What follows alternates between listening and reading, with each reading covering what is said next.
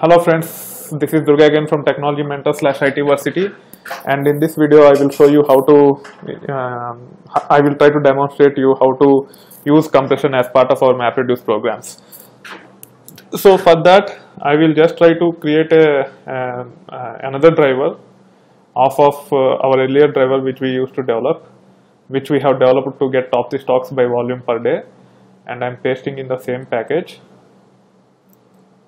And I want to rename it as compressed driver. Now I have this new one, and I will not be making any changes to this except that I want to change this input format.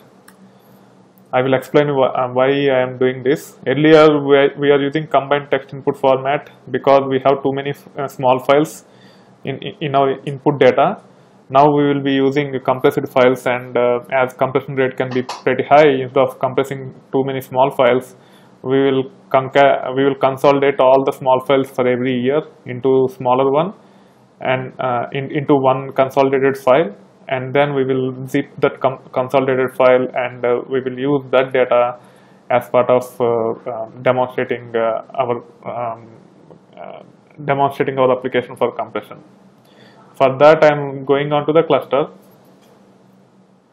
So this is my cluster, and as you are familiar, we have raw data here, and under raw data you have files for each year, and for each year there are many small files, and when we actually run MapReduce program directly on this data set using text input format, it is creating too many mappers. For that reason we use combined file input format. Now what I will do is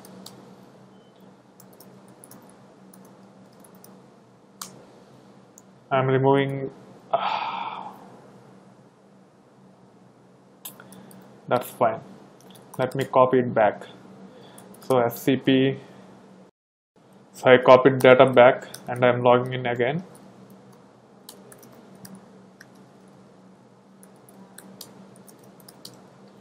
And you can see this raw data, and I will be removing this zipped data directory, and now I want to create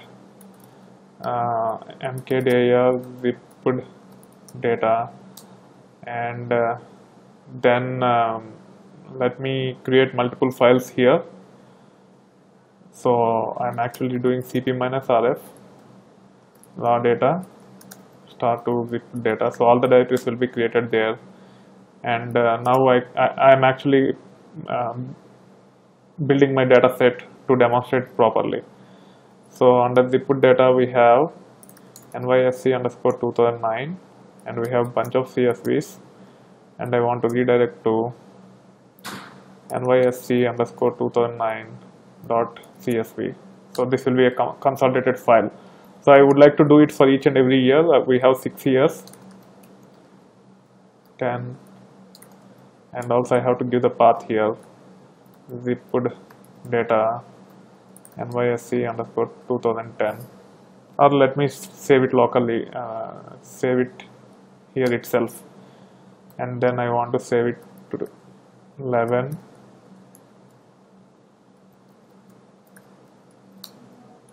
and then 12, and then 13,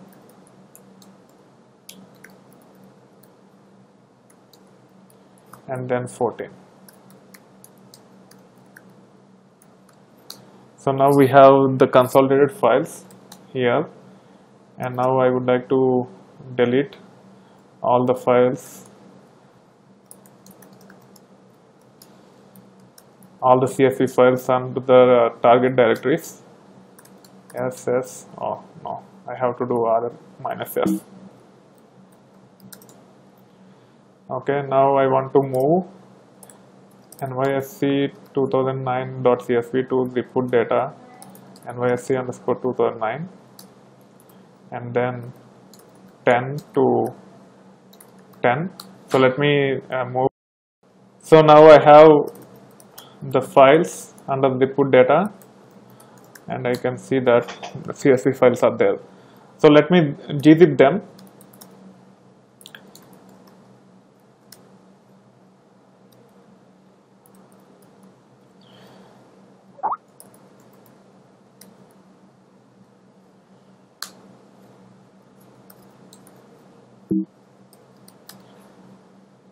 So I'm all the. So now let me run the lsltr command, and you can see the zip files here. So how can we say that our Hadoop cluster is actually supporting the zip files, and so the compression and uncompression of the data? So one way is to validate what all compression algorithms that are supported by the cluster. It will be part of the documentation, and almost all the standard algorithms like LZO, Snappy, bzip, gzip are all supported. But you have to run this command called Hadoop check native to see that you have the native libraries also, especially for the algorithms like Snappy, which only works on native. So if we go back to our PPT, so Snappy does not have Java implementation. So unless you compile it natively, you cannot use Snappy. Similarly is the case with LZ4 and LZO. And if you are using distributions like Hortonworks or Cloudera, then all this will be automatic. But if it is plain vanilla Hadoop, and you have to take care of it. So now all these compression algorithms can be used, and to process the input data which is compressed, you don't need to make any changes to the code. So earlier we made changes to convert to text input format, so that we don't want to combine already zipped files which are small in size, means which are considerably large in size, and we don't want to club all of them together and run as part of one MapReduce job. We don't want to do that. For that reason, we just converted it from combined file input combined text input format to text input format. Other than that, we didn't do any changes that are specific to compression. Still, it will work without any issues as long as your data is compressed in the form that is supplied that is supported by Hadoop. And only thing you need to keep in mind is that the underlying input, the underlying type of the files in the compressed files matches the set input format class you are using as part of set input format class method. For example, if the underlying file is a sequence file that is compressed, then you have to use sequence file here. Similarly, if it is some other format, that should be reflected here. And that's what it will actually relate between the files that we are trying to process and the input format defined in the class. Compression does not interfere at all to read and process the data. So without making any further changes, you can run the program, and you can the data will be processed without any issues. We will see that in a moment. I have already compiled this code, and I copied it to the cluster, and let me run it right now, and then we will see.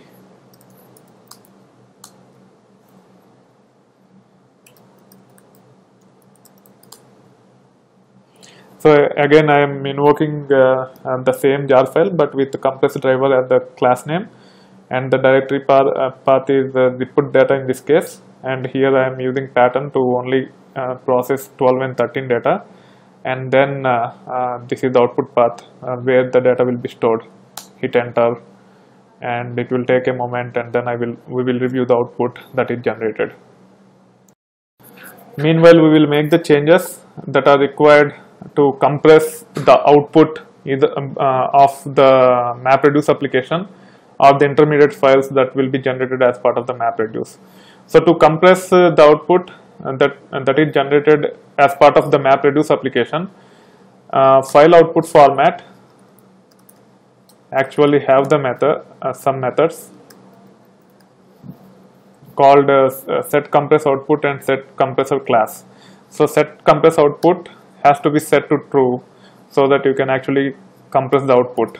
And if you don't set the other class, it will use the default one, which is you will see the deflate extension, and I think internally it is gzip.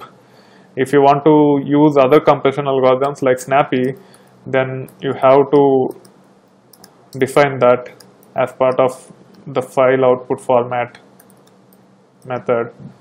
There is a method called set output compressor class, and here you have to tell what compressor class you want to use, codec class you want to use. And if you want to get the details, you can go to this slide, and for Snappy it is called a Snappy codec. So we just have to say Snappy codec here, and then dot class. Okay, so now our output will be compressed, yeah, in the form of Snappy. So this will take care of compressing the final output of our MapReduce application. And also in some cases it might be good to compress the map output, which is intermediate files that are generated when we actually run the MapReduce applications. To do that, you have to use conf.set method, and you have to give the parameter name and parameter value. In this case, to set MapReduce compressed map output, you have to use conf.set boolean, because we need to set this to true. So if you want to set certain parameters which can be set using boolean values, then you can use set boolean. The set method is to set the string type values to a given parameter. In this case, for this parameter, MapReduce map output, MapReduce compressed map output, we have to set it to a true or false, which is boolean. So we have to use set boolean for that. MapReduce dot compress dot map dot output, and here we have to put it in double quote because it's of type string, and then we have to pass true to this. And then if you want to use a non-default algorithm, then again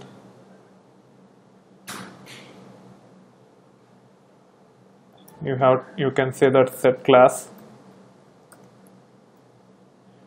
which takes MapReduce dot map dot output dot compress dot codec, and then you have to give the class name here, and our class name is snappy codec dot class.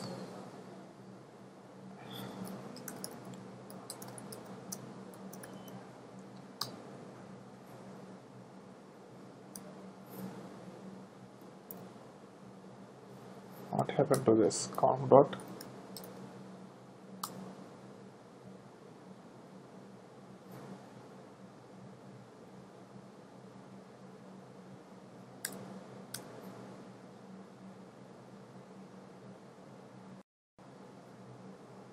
Okay, it takes 3 parameters. Here we have to say compression codec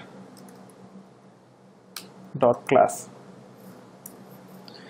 Okay, so now we are all set to test the this application, and it is relatively challenging to see whether our map output is being compressed or not. For that, you have to go to the resource manager and compare the output, which I will not be doing that, but this will work. And these two method invocations will make sure that our final output of our MapReduce application is compressed using Snappy codec. So first let us review the previous program where we try to read the compressed data without making any changes to our code, and then we will run this program again. Okay, so lsltr Hadoop fs -ls output zipped, and you can see that there are too many directories because we are using multiple output formats, so that we actually partition our final output. That's why you see these many files, and you can see that the data is same as our final run of our application top 3 stocks without using compression. So it looks same. You can also validate the data, and you can see that for the month of 2012 January, you can see top 3 stocks by volume. That being said, now we will run this program which is using compression. I am right clicking on form.xml, run as maven install. It is installed, and now I am doing SCP Hadoop, and then I am running the same program. Now it is using compression on both the map output as well as the MapReduce application output, and I am giving another path output 01. I don't know why it is changing all the time. I need to troubleshoot and fix the issue. I have to go to properties, change it to 1.7, apply, yes, okay, and then run as maven